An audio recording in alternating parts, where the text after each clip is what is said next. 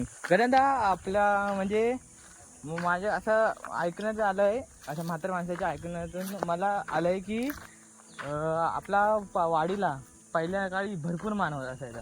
म्हणजे आपली जी वाडी बोलायची सगळं गाव ऐकायचं. तर हे खरं आहे की आठाणा हिस्सेदार आता हे आठाणा हे काय विषय हा?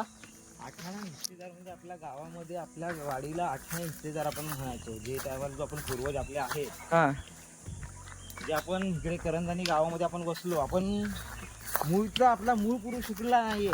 हां मूळ जो आपला पुरुष आहे हां हा कुठे कोल्हापूर साईडला, तिकडे कुठे कालुस्ता, सातारा साईडला कालुस्ता म्हणून गाव आहे, हां तिकडून आहे. ज्या टायमाला आपले महाराज छत्रपती शिवाजी महाराज, हां छोटे महाराज छत्रपती संभाजी महाराज हां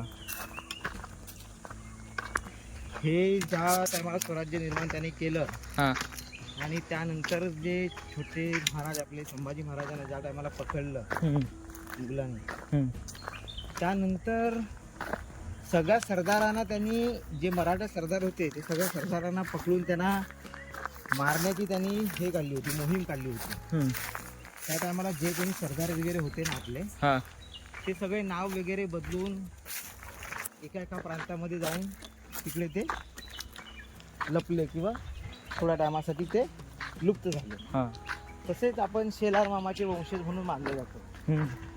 तर आपले शेलार मामाचे वंशज आपण मानल्यामुळे आपला पण वंशजाचा नाश झाला असता.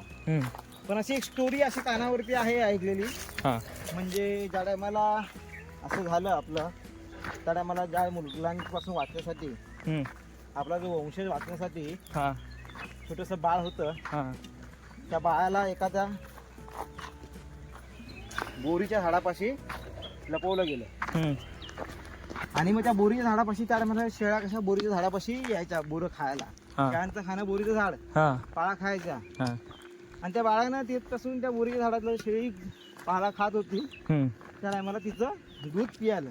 मग तिथपासून आपली शेळी आपण हे आपला दैवत म्हणजे देव, देवी असं पण आपलं मानलं जातो. आणि जे आपला देवक आपलं जे आहे ते बोरीचं झाड आपण देवक म्हणून तिथपासून आपण मानतो शेलार म्हणून. आपल्याला आपण शेळीचं मटण वगैरे आपण खात नाही.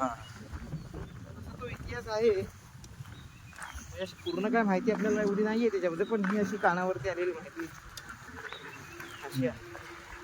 मग ते करंजानी गावामध्ये आपण आठाणे हिस्सेदार, म्हणजे ज्या टायमाला आपले पूर्वज होते, गाव एका टायमाला बसायचा गावामध्ये, देवळामध्ये मिटिंग व्हायची.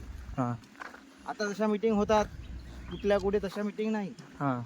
जे काही विषय आहेत गावाचे, गावाबद्दल जे काही निर्णय घ्यायचे आहेत, किंवा गावामध्ये काही भांडण तंटा काही झाला, तर हे सगळं गाव पातळीवरती सॉल्व्ह केले जायचे.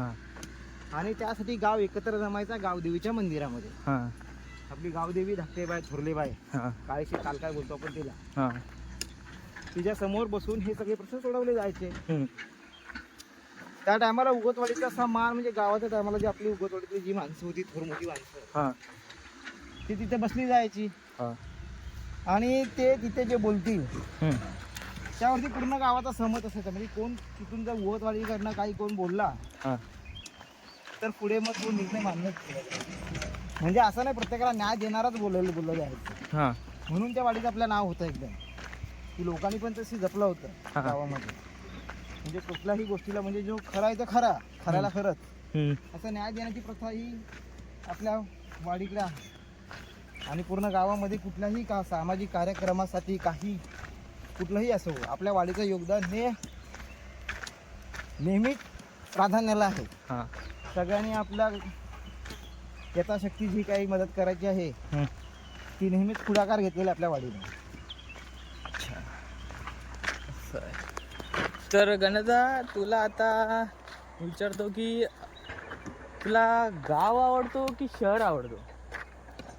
हे खरं प्राणाने जर उत्तर द्यायचं झालं तर मला गावच आवड. आवड आणि तुझी निवड ह्या दोन्ही गोष्टी वेगळ्या आहेत. तुझा व्यवसाय तुझी आवडच असेल असं नाही, पण तुला व्यवसाय करायचा आहे, पैसे कमवायचे आहेत, तर तुला तो वेगळा क्षेत्र निवडावा लागतो. बरोबर आहे. किंवा तुझा जो आवडीचा क्षेत्र आहे त्यातून तुला तेवढाच उत्पन्न किंवा तुला तेवढाच जास्त पैसा मिळेल हां असं काही नाहीये. हम्म. मग त्यासाठी ह्या दोन्ही गोष्टी वेगळ्या असतात. हां आता तू विचारलं गाव की शहर, सर हां तर आता बेसिकली मी आता शहरामध्येच राहतो, मुंबईलाच असतो. हो हो हां गाव जरी शहरामध्ये असलो हां तरी मन गावाकडेच आहे. हां म्हणजे मन नेहमी गावाकडेच, असं वाटतं की गावालाच काहीतरी आपण केलं पाहिजे, गावालाच राहिलं पाहिजे.